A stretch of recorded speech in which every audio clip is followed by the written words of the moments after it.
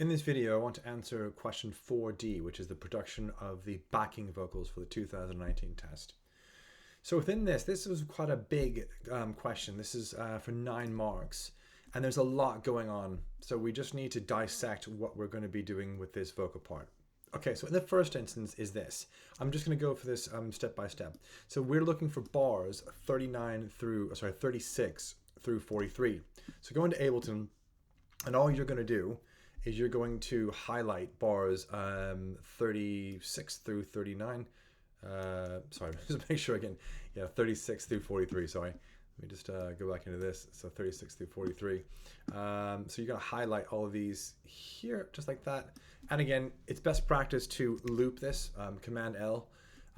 So once you've got this thing looped, you now have a visual about what parts that you need to add or take away, or add any effects on this at all.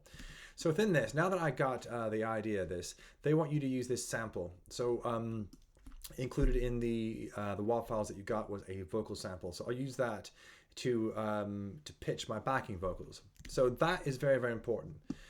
So just be aware that what I did was this. In a blank area, I right-clicked and I inserted a MIDI track. On that MIDI track, I went into my instruments and I dragged and dropped a sampler on here, just like this. Once you do that, you can take the vocal, whether that's on Finder or anywhere else, and then just drag and drop it into here. Don't drag and drop it into the track, drag and drop it into the actual sampler. What you're then going to have essentially, so I'm going to get rid of this. Well, now what you've got is this track, and as you can see here, I've got this sample on. Now just be aware that by default, you're going to have all this silence in there. Edexcel have done that on purpose.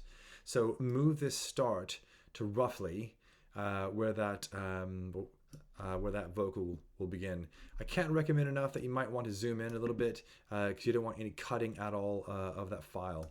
So once you've got that, and it's going to start where you want it to start, you've now accomplished this. You've now got this vocal from this vocal sample here that will play.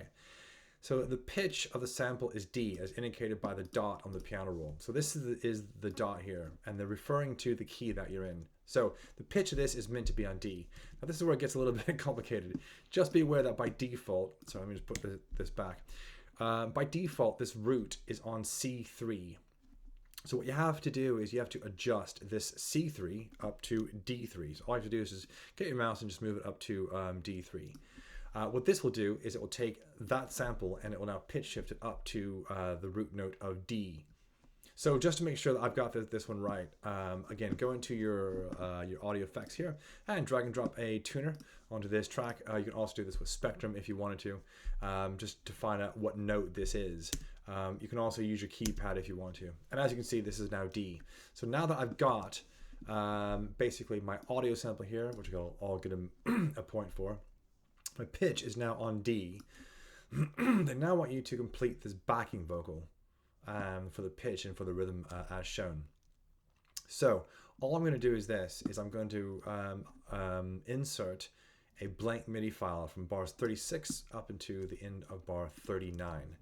As you can see, that's what I did here. Just for the students who might not know how to do this, highlight where you want to, and again, this is going to be in bars 36 through 43. And you should already have this in your loop here. And what I'm going to do is I'm going to highlight those bars, and all I'm going to do is I'm going to right click, and then in that you're going to insert a empty MIDI clip. So once you do that, this is going to be empty, and double click to open up your editor. And as you can see, what I've done here is I've got these notes. Now I haven't edited anything or moved anything around. So this note being D is going to be here, and then you've got the other bar on 38 and etc. etc. So these are all. If you need to, you can zoom in like this. Now the only thing is this: before you start inputting the second note, if you just look a little bit further, it does say about panning these left and panning these right. So don't panic if you've got both of these notes on one MIDI track. So let me just do this.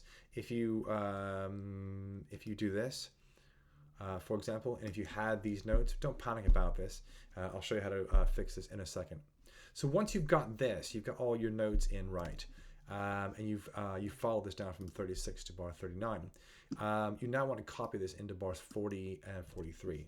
So I'm just going to Zoom out a bit, and as you can see, all I did is I took this, so I'm gonna get rid of this, hold down Alt or Option, and then just move this into the second one like this.